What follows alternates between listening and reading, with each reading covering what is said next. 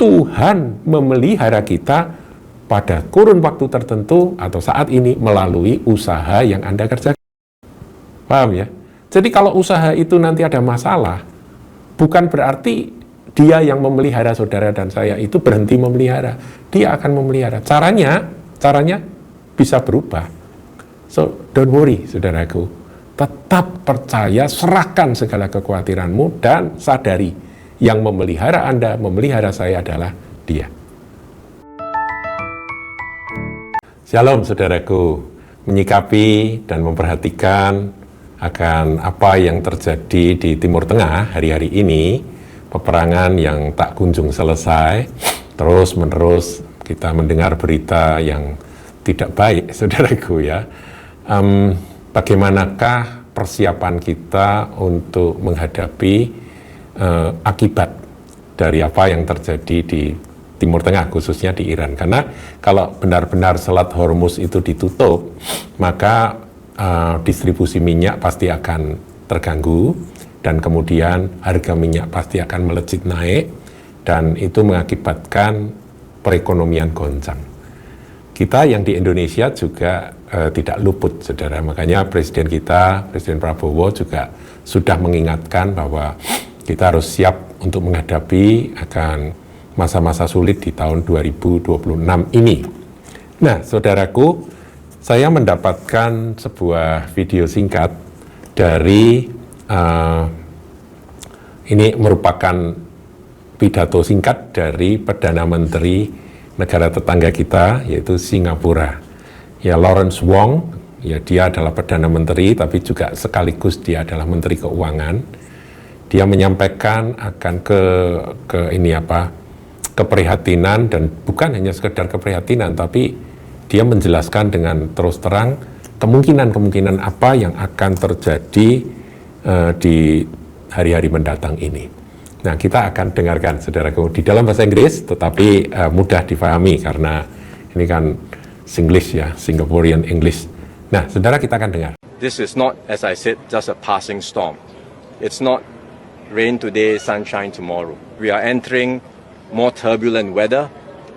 We can expect the economy to slow down this year, which will exacerbate cost of living concerns because incomes will be affected, which will make job anxieties even worse because there will be concerns about whether fresh graduates can get jobs. There will be concerns about retrenchments, job losses, which can possibly go up this year. And it's not just a one-year matter. It can stretch on for a bit longer. This is not, as I said, just a passing storm. It's not rain today, sunshine tomorrow. People will say that, this is, are you to be believed? And they may accuse us of fear-mongering. I would say, remember at the beginning of COVID, everyone also thought this was going to be very short. I don't know how long this next storm will last, but I am sure it is not a one-year affair. It is going to be more prolonged. It is going to be weighing heavily on the global economy and our own economy, which will directly impact the concerns around cost of living and jobs. And that's why I ask Singaporeans to consider carefully, how do we want to put together the best possible team in government in order for us to navigate these storms, steer Singapore safely through, and make sure we secure a brighter future for everyone. Ya, tadi beliau katakan di awal ya, saudaraku ya, this is not, as I said, just a passing storm. Jadi ini bukan sekedar badai yang lewat.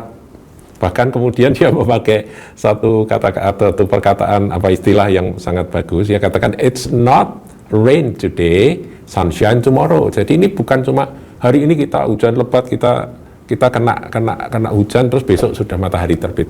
Enggak seperti itu. Dia katakan akan ada turbulence weather. Jadi akan ada satu kemelut, ada satu saat-saat atau musim di mana kekacauan ekonomi itu terjadi. Nah, saya langsung pada poin-poin berikutnya, saudara ya. Beliau katakan cost of living concern. Jadi biaya hidup itulah yang diperhatikan. Karena apa? Karena dia katakan income will be affected. Jadi penghasilan masyarakat Singapura ini akan terpengaruh, which will make job anxieties concern even worse, dia katakan begitu ya. Jadi yang akan membuat kekhawatiran, kecemasan tentang pekerjaan, dan itu akan semakin memburuk di hari-hari mendatang ini, di tahun ini. Nah, kemudian dia katakan bahwa fresh graduate, jadi anak-anak muda yang baru lulus, itu akan mengalami keprihatinan bagaimana mereka bisa get jobs, jadi bagaimana mereka bisa mendapatkan pekerjaan kalau situasi ekonomi memburuk seperti ini. Bahkan lanjutnya job losses can possibly go up this year. Jadi PHK atau orang-orang kehilangan pekerjaan itu akan meningkat tahun ini. Dan dia bilang bahwa ini bukan seperti tadi dikatakan ya, it's not rain today, sunshine tomorrow. Jadi bukan hujan hari ini, besok sudah matahari terbit lagi. Enggak, ini akan berlangsung lebih dari 1 tahun. Itu prediksi dari Lawrence Wong. Nah, saudaraku, dia juga bilang bahwa ada orang-orang yang menuduh kok kamu tuh berlebih-lebihan gitu ya. Kamu tuh kok nakut-nakuti, apa yang diistilahkan dengan fear mongering. Jadi dia bilang ini bukan fear mongering, ini bukan menakut-nakuti, tapi seperti halnya COVID. Nah, mengenai COVID-19, saudara, ternyata kalau kita telusur, Perdana Menteri Lawrence Wong ini dulu adalah penanggung jawab atas penanganan COVID di Singapura pada masa-masa yang lalu. Ya, jadi 2019, 2020, 2021, 2022 dan seterusnya itu Lawrence Wong inilah yang menangani akan masalah COVID. Jadi dia ngerti banget, saudara. Dia bilang pada waktu COVID itu mulai pecah, mulai berlangsung, banyak orang yang meringankan, menganggap enteng dengan mengatakan, ini nanti kan berlangsung sesaat saja, nanti berapa 1 bulan juga selesai. Dipikirnya seperti itu. Ternyata tidak, saudara. COVID ternyata berdampak pada ekonomi karena harus lockdown dan sebagainya, ya. Jadi itulah yang disampaikan oleh Perdana Menteri Singapura Lawrence Wong. Selain apa yang disampaikan Perdana Menteri Singapura Lawrence Wong, Presiden kita Pak Prabowo juga menyatakan hal yang sama meskipun tidak terlalu mendetail. Dia bilang bahwa kita menghadapi masa sulit, akan menghadapi masa sulit. Nah, saudaraku, bagaimana sikap kita sebagai anak-anak Tuhan? Saudara, kita ini punya firman, dan firman ini sumber iman. Dan kalau kita punya iman sebesar biji sesawi atau sekecil biji sesawi, kita ini bisa memindahkan gunung, saudara. Jadi jangan sampai kita lepas dari sumber iman kita, yaitu firman Tuhan. Nah, mengenai masa-masa sulit, masa krisis, itu banyak sekali contoh-contoh di dalam Alkitab ini. Di Perjanjian Lama, saudara, ya kita tahu Providentia Dei atau pemeliharaan Tuhan, itu penyediaan Tuhan atas Elia itu, kalau kita perhatikan, kalau kita amati, menarik sekali. Berganti-ganti caranya. Pertama Sungai Kerit, ya kan? Sungai Kerit lah, terus minum bisa dari Sungai Kerit. Terus bagaimana dengan makanan? Burung gagak. Sehari 2 kali setia bawa roti, ya, karbohidrat, ya, dan juga protein, saudara, bawa daging, kirim. Jadi dicukupkanlah akan kehidupan dari Elia. Tapi ketika Sungai Kerit itu surut dan habis airnya, dia berjalan karena petunjuk Tuhan. Jadi Tuhan akan pimpin. Ketemulah dia dengan janda Sarfat dan dia dipelihara di sana dengan mukjizat. Di mana tepung janda itu tidak habis-habis karena adanya Nabi Elia. Inilah kisah yang saya harap menjadi sesuatu yang meneguhkan kita. Di masa sulit, sesulit apapun, Tuhan akan tetap pelihara. Ada Providentia Dei. Nah, ketika selesai janda Sarfat, dia kemudian satu kali dia harus melarikan diri dari ini Isabel, saudara, ya, kita tahu ya kisahnya. Dia lari sampai akhirnya dia harus mengadakan perjalanan ke Gunung Horeb, di sanalah Tuhan tetap pelihara dia dengan mengutus malaikat, dan roti surga, air surga disediakan. Dan Elia pun makan, dan dengan makanan itu dia beroleh kekuatan untuk berjalan 40 hari 40 malam sampai ke Gunung Horeb untuk ketemu Tuhan. Jadi saudaraku, di perjanjian lama ini kisah-kisah seperti ini banyak, saudara. Pemeliharaan Tuhan di masa-masa kering, masa sulit. Saya ingin ngajak saudara untuk merenungkan beberapa ayat firman Tuhan di perjanjian baru yang akan meneguhkan kita. Saudara, bagi Anda yang berusaha, bagi Anda yang bekerja, pasti ada kekhawatiran. Bagaimana, apakah aku nanti akan kena PHK bagi Anda yang karyawan-karyawati? Kalau perusahaan di tempat aku bekerja mengalami kegoncangan, pasti akan ada pengurangan tenaga kerja. Apakah aku akan terdampak dan sebagainya? Ada kekhawatiran, itu manusiawi, saudara. Tapi Tuhan mengingatkan kita melalui kebenaran firman ini. 1 Petrus 5, saudara, ya, kita akan lihat. Ayatnya yang ke-7. Serahkanlah segala kekhawatiranmu kepadanya, sebab ia yang memelihara kamu. Saya ingin menggarisbawahi justru kalimat yang terakhir ini. Kalau serahkan segala kekhawatiran, kita sering dengar. Tapi penekanan dari sebab ia yang memelihara kamu itu kadang-kadang kita lupa, saudara. Saudara, dalam hidup sehari-hari itu yang memelihara Anda, memelihara saya, apa? Kadang-kadang kita merasa bahwa yang memelihara aku adalah perusahaanku. Yang memelihara aku adalah pekerjaanku. Kalau Anda seorang pengusaha kecil, misalnya Anda bikin roti gitu ya, kue kering, dan itulah yang menjadi penghasilan Anda, maka pelan-pelan kita akan ditarik pada satu kesadaran yang ya kita nggak sempat meyakini hal itu tuh enggak, tapi kita suka nggak suka tiba-tiba kita nih jadi punya pendapat, punya satu pengertian. Berarti yang memelihara aku ini ya perusahaan rotiku ini, perusahaan kue keringku ini. Karena apa? Karena kalau sampai kue kering ini berhenti produksi, atau nggak laku, atau nggak ada bahan bakunya sehingga aku nggak bisa mengerjakannya, maka aku tidak dipelihara. Nah itu, saudara, ini keliru.